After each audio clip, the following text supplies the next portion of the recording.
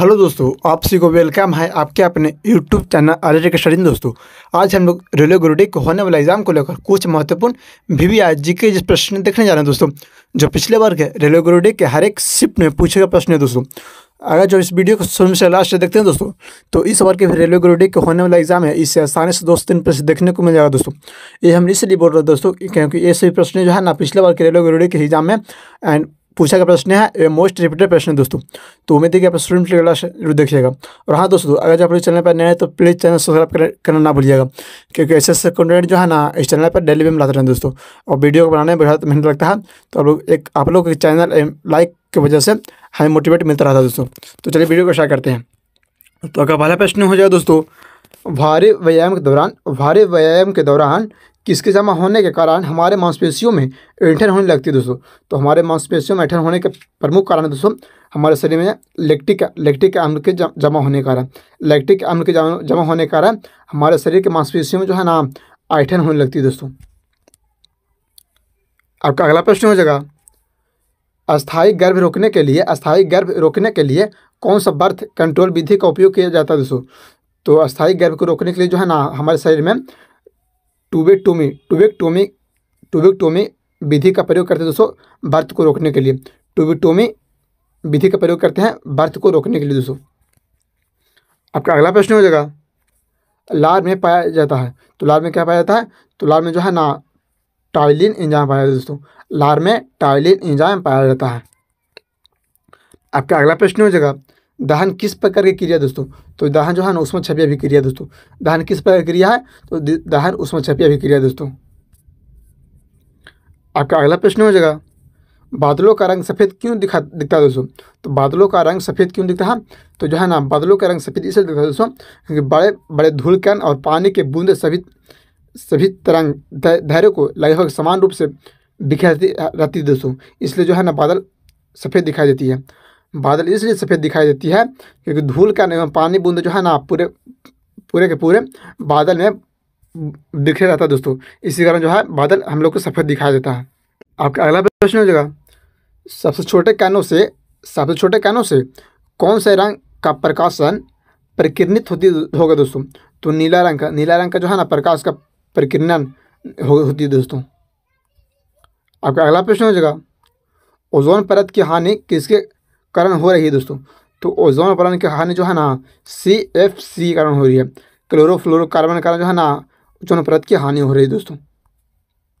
आपका अगला प्रश्न हो जाएगा, अवतल दर्पण के वक्रता त्रिज्या 12 है तो फोकस दूरी क्या होगी दोस्तों। तो जो वक्रता त्रिज्या होती है 12, तो फोकस दूरी हो जाएगी दोस्तों इसकी आधा। R = F/2 होती है दोस्तों, आप लोग याद रखिएगा। आपका अगला प्रश्न हो जाएगा, महिलाओं का प्रजनन तंत्र का हिस्सा निम्न में से कौन सा नहीं है दोस्तों। तो जो है ना गर्भाशय या अंडाशय या मूत्राशय या डिम्ब वाहिनी, इसमें जो है महिलाओं का कौन सी प्रजनन तंत्र का हिस्सा नहीं है। तो मूत्राशय जो है दोस्तों, मूत्राशय जो है ये प्रजनन तंत्र का हिस्सा नहीं है दोस्तों। ये जो है ना इसे अपशिष्ट पदार्थ को बाहर निकालने की प्रक्रिया कहते हैं इसकी मदद से।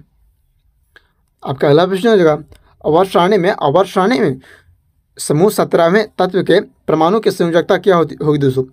तो आवर्त सारणी के समूह ग्रुप 17 के तत्व के परमाणु संयोजकता होती है 1 होगी दोस्तों, परमाणु संयोजकता ग्रुप 17 के। आपका अगला प्रश्न हो जाएगा, एल्युमिनियम की संयोजी इलेक्ट्रॉन होती है दोस्तों। तो एल्युमिनियम की संयोजी इलेक्ट्रॉन होती है 13 होती है दोस्तों। तो 2, 8, 3 होती है संयोजी इलेक्ट्रॉन। तो इलेक्ट्रॉन जो है 3 होगी दोस्तों। आपका अगला प्रश्न हो जाएगा, वाष्पोत्सर्जन से क्या नुकसान होती है दोस्तों। तो वाष्पोत्सर्जन क्रिया से जो है ना पौधों के मुरझाने लगती है दोस्तों। वाष्पोत्सर्जन क्रिया से पौधा जो है मुरझाने लगता है। आपका अगला प्रश्न हो जाएगा, मधुमक्खियों के काटने पर दर्द कम करने के लिए इस्तेमाल किया जाता है दोस्तों। मधुमक्खियों को काटने के कारण जो है ना हम लोग दर्द कम करने के लिए बेकिंग सोडा का प्रयोग करते हैं दोस्तों। बेकिंग सोडा का प्रयोग करते हैं जहाँ पर मधुमक्खी काटता है वहाँ पर दर्द को कम करने के लिए दोस्तों। आपका अगला प्रश्न हो जाएगा, अगर लिटमस पेपर को ब्लू से रेड कर देता है तो उसका pH मान कितना होगा दोस्तों। तो अगर जो लिटमस पेपर ब्लू से रेड कर देता है ना, तो ये होगा दोस्तों अम्ल। अम्ल होगा दोस्तों, तो अम्ल को जहाँ ना पीएच मान 7 से कम होती है, तो आप लोग ऑप्शन के अनुसार चुन सकते हैं दोस्तों। ब्लू से रेड करने की क्रिया को अम्ल करते हैं। आपका अगला प्रश्न हो जाएगा, एक स्पीसीज के जनकों और संततियों में गुणसूत्रों की संख्या किसके कारण नियत बनी रहती है दोस्तों? तो युग्मक बनने के कारण जो है ना, युग्मक बनने के कारण के दौरान गुणसूत्रों की संख्या आधा रह जाने के कारण होती है दोस्तों। आपका अगला प्रश्न हो जाएगा, अवर्त सारणी में समूह के ऊपर से नीचे जाने पर संयोजी इलेक्ट्रॉन का क्या प्रभाव पड़ेगा दोस्तों? तो अवर्त सारणी में ऊपर से नीचे जाने पर जो है ना दोस्तों, संयोजी इलेक्ट्रॉन के प्रभाव को कोई भी नुकसान नहीं पड़ेगा दोस्तों। ये ऑलवेज इक्वल रहेगा, ये हमेशा समान रहती है दोस्तों। आपका अगला प्रश्न हो जाएगा, अवतल दर्पण में यदि वस्तु को 3 गुना फोकस दूरी पर रखा जाता है तो प्रतिबिंब कहाँ बनता है दोस्तों? तो अगर जो अवतल दर्पण में वस्तु को 3 गुना फोकस दूरी पर रखा जाता है तो प्रतिबिंब जो है ना फोकस एवं सेंटर ऑफ कन्वर्जन के बीच में बनता है दोस्तों। फोकस और सेंटर ऑफ कन्वर्जन के बीच में बनता है। आपका अगला प्रश्न हो जाएगा, रात्रि के समय तारे क्यों टिमटिमाते हैं दोस्तों? तो रात्रि के समय जो है ना तारे इसलिए टिमटिमाते हैं क्योंकि वहाँ पर प्रकाश के अपवर्तन हो रही है दोस्तों। प्रकाश के अपवर्तन होने के कारण जो है ना रात्रि के समय हम लोग को तारे टिमटिमाते हुए दिखाई देते हैं दोस्तों। आपका अगला प्रश्न हो जाएगा, इसमें से समझौती श्रेणी का कौन सी नहीं है दोस्तों? तो C4H10 जो है दोस्तों, C4H10 समझौती श्रेणी नहीं है दोस्तों। आपका ऑप्शन होगा C3H6, C5H10, C4H10। तो जो है ना C4H10 ये हम लोग को समझौती श्रेणी में नहीं आता दोस्तों। आपका अगला प्रश्न हो जाएगा, वॉशिंग सोडा की प्रकृति क्या होती है दोस्तों? तो वॉशिंग सोडा की प्रकृति जो है ये क्षारीय होती है। वॉशिंग सोडा जो है दोस्तों ये क्षारीय होती है दोस्तों। आपका अगला प्रश्न हो जाएगा, तरंग दैर्घ्य को किससे दर्शाते हैं दोस्तों? तो तरंग दैर्घ्य को जो है ना लैम्डा से दर्शाते हैं दोस्तों। तरंग दैर्घ्य को लैम्डा से दर्शाते हैं दोस्तों, आप लोग को पता होगा। अगला प्रश्न हो जाएगा, पांचवें आवर्त में अति धात्विक तत्व क्या है दोस्तों? तो पांचवें आवर्त में जो है ना 5th पीरियड में सबसे अधिक धात्विक तत्व है रुबिडियम। रुबिडियम जो है दोस्तों 5वें तत्व के समूह में सबसे अधिक धात्विक तत्व दोस्तों।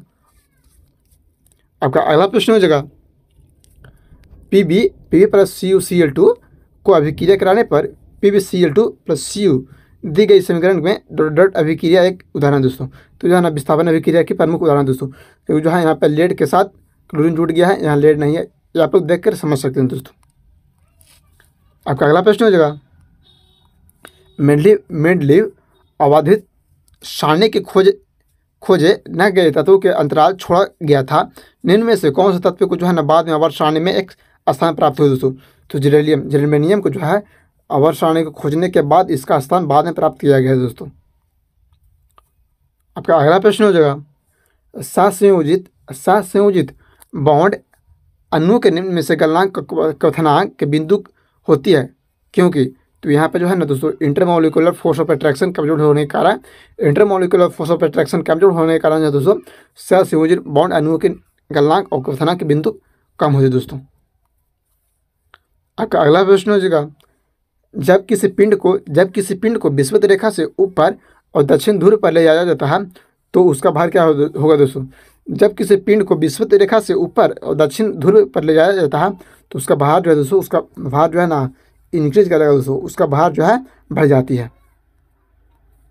आपका अगला प्रश्न हो जाएगा, सफेद घनत्व डॉट के बराबर होती है दोस्तों। तो सफेद घनत्व जो है ना पदार्थ का घनत्व या पानी का घनत्व के बराबर होती है। सफेद घनत्व जो है दोस्तों पदार्थ का घनत्व एवं पानी घनत्व के बराबर होती है दोस्तों। आपका अगला प्रश्न हो जाएगा, सोडियम सल्फेट का रासायनिक सूत्र क्या है दोस्तों? तो सोडियम सल्फेट का रासायनिक सूत्र है NO2SO4। NO2SO4 जो है दोस्तों सोडियम सल्फेट का रासायनिक सूत्र होती है। आपका अगला प्रश्न हो जाएगा, ब्रायोफाइटा की निचली बाह्यतम त्वचा एपिडर्मा कोशिका से बढ़ने वाले उभार को डोडोड कहा जाता है दोस्तों। तो बढ़ने वाले उभार को जो कहते हैं दोस्तों राइजोइड्स कहते हैं दोस्तों बढ़ने वाली आभार को। आपका अगला प्रश्न हो जाएगा, 1 न्यूटन बराबर होती है दोस्तों। तो 1 न्यूटन बराबर होती है 1 kg पर मीटर स्क्वायर होती है दोस्तों। 1 kg पर मीटर स्क्वायर होती है 1 न्यूटन इज इक्वल टू। आपका अगला प्रश्न हो जाएगा, इनमें से कौन सा खनिज सबसे नरम है दोस्तों। तो नरम है दोस्तों टल्फ। टल्फ जो है ना, टल्फ सबसे अधिक नरम होती है दोस्तों। आपका अगला प्रश्न हो जाएगा, वास डिफरेंस डर्ट से आने वाली ट्यूब के साथ एकजुट होता है ताकि मूल मार्ग नामक एक आम मार्ग बन सकता है दोस्तों।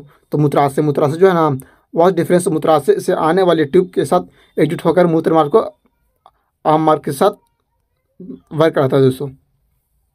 आपका अगला प्रश्न हो जाएगा, निम्नलिखित में से कौन सा एक संयोजी ऊतक है दोस्तों। तो डेंटन एवं लिगामेंट जो है ये एक प्रकार के संयोजी ऊतक है दोस्तों। और हाँ दोस्तों, एक बात और लोगों को बता देना चाहते हैं, अगर जो आप इस चैनल पर नया है तो प्लीज़ चैनल सब्सक्राइब कर दीजिएगा, क्योंकि ऐसे कंटेंट जो है ना इस चैनल पर डेली वे में लाते रहते हैं दोस्तों, जो आपको सभी एग्जाम के लिए काफ़ी ज़्यादा मददगार साबित हो सकता है। तो चलिए वीडियो देखने के लिए धन्यवाद।